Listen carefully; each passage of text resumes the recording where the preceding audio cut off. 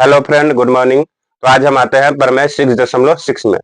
इसमें क्या कह रहा है कि दो समरूप त्रिभुजों के क्षेत्रफलों के अनुपात इनकी संगत भुजाओं के अनुपात के वर्ग के बराबर होता है। तो देखिए, इसमें दो त्रिभुज लेते हैं जो क्या है, समरूप है। तो पहले हम इसका स्ट्रक्चर बनाते हैं। दो त्रिभुज ले लिए, त्रिभुज ए बी सी और त्रिभुज डी ई एफ। यहाँ पे सबसे पहले गिवन डेट लिखेंगे। गिवन डेट त्रिभुज ए बी सी समरूप है त्रिभुज डी ई एफ। यदि दो त्रिभुज समरूप है तो उनकी संगत भुजाओं का अनुपात बराबर होगा और संगत कोण भी बराबर होगा। तो इसमें हम गिवन डेट में ही लिख सकते हैं कोण ए बराबर कोण डी, कोण बी बराबर कोण ई और कोण सी बराबर कोण एफ। या हम लिख सकते हैं या ए बी बटा डी ई बराबर ए सी बटा डी एफ बराबर बी सी बटा ई एफ। देखिए, अगर दो त्रिभुज समरूप रहेगा तो उसकी संगत कोण बराबर रहेगा और संगत भुजाओं का अनुपात भी क्या रहेगा, बराबर होगा। तो इतना चीज तो गिवन डेट में दिया हुआ है। तो प्रूफ करने के लिए क्या कह रहा है, to prove that area of त्रिभुज ए बी सी बटा एरिया ऑफ त्रिभुज डीई एफ बराबर इनकी संगत भुजाओं के अनुपात के वर्ग के बराबर होता है। तो संगत भुजाओं तो ये है अनुपात, तो ए बी बटा डी के होल स्क्वायर बराबर ए सी बटा डी एफ के होल स्क्वायर बराबर बी सी बटा ई एफ का होल स्क्वायर। देखिए, यही प्रूफ करना है। कंस्ट्रक्शन रचना, देखिए यहां से लंब डालते हैं दोनों त्रिभुज में। तो एपी लंब बीसी तथा डीक्यू लंब इस ईएफ, एपी लंब बीसी तथा डीक्यू लंब ईएफ खींचे। देखिए यहां पे लंब डाले हैं, एपी लंब बीसी और डीक्यू लंब ईएफ डाले हैं। तो हम चलेंगे त्रिभुज ए बी पी और त्रिभुज ई डी ई क्यू में। तो चलते हैं त्रिभुज ए बी पी तथा त्रिभुज डी ई क्यू में। देखिए, कोण बी बराबर कोण ई दिया हुआ है from given that. Given that से ही दिया हुआ है कि कोण बी बराबर कोण ई है। यहाँ पे देखिए, अगर समरूप है तो संगत कोण बराबर रहेगा। और यहाँ पे देखिए कोण पी बराबर कोण क्यू, क्या चीज है, 90 डिग्री से। यदि दो त्रिभुजों में दो कोण बराबर रहेगा तो तीसरा कोण ऑटोमेटिक क्या हो जाएगा, बराबर होगा। दो कोण बराबर रहेगा तो तीसरा कोण भी बराबर होगा। तो हम लिख सकते हैं कि इसीलिए कोण बी ए पी बराबर कोण ई डी क्यू।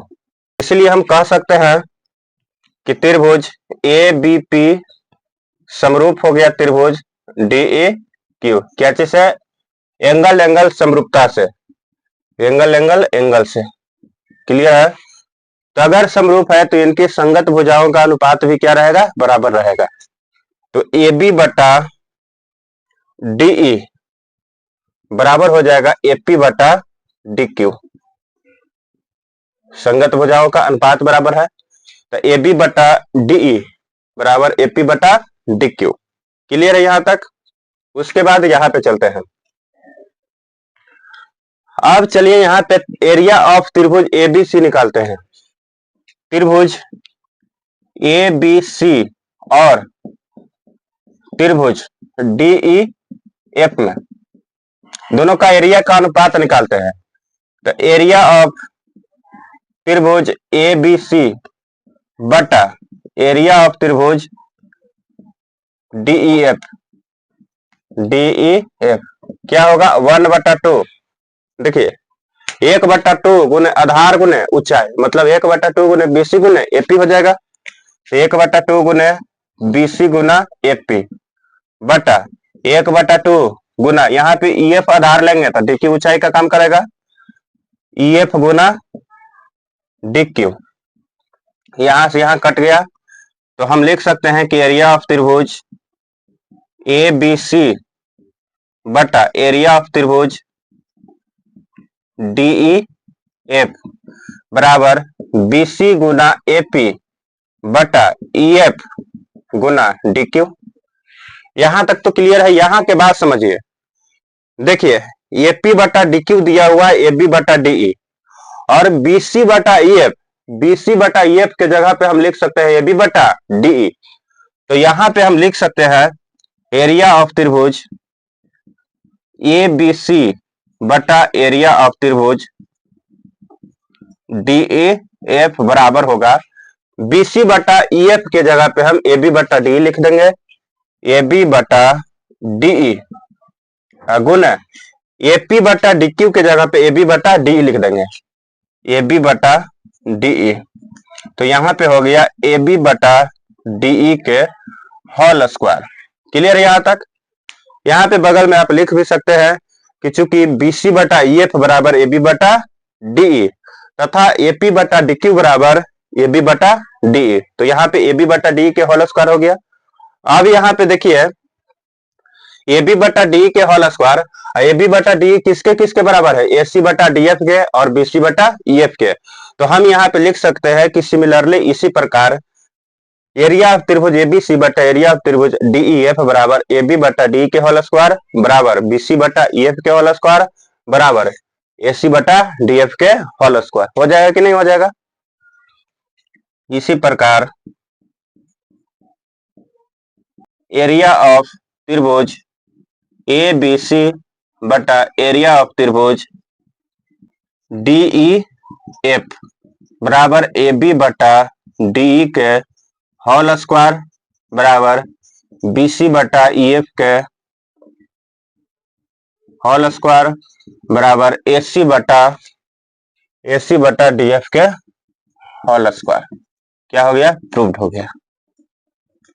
क्योंकि AB बटा DE जो है AC बटा DF के बराबर है, BC बटा EF के बराबर है, तो तीनों हम क्या लिख सकते हैं? बराबर लिख सकते हैं। अगर एगो हम प्रूव कर दिए तो क्लियर है। ये था 6.6 पर में था। इसको एक बार आप लोग स्क्रीनशॉट ले लीजिए।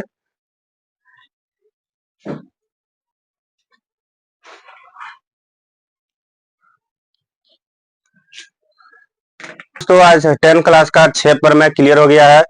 तो हम लगातार वीडियो बनाने का प्रयास करेंगे। कुछ कारणवश हम वीडियो नहीं बना पा रहे थे, तो इसके लिए सॉरी। चलिए अब नेक्स्ट वीडियो में मिलेंगे, तब तक के लिए धन्यवाद। और जितना पर में हम सोल्व किए हैं उसको आप रिवीजन करिए। क्लास 10 के लिए बहुत ही इंपॉर्टेंट है। मैट्रिक एग्जाम में एक न एक पर में जरूर आता है, 5 नंबर का आता है। तो चलिए नेक्स्ट वीडियो में मिलेंगे, तब तक के लिए धन्यवाद।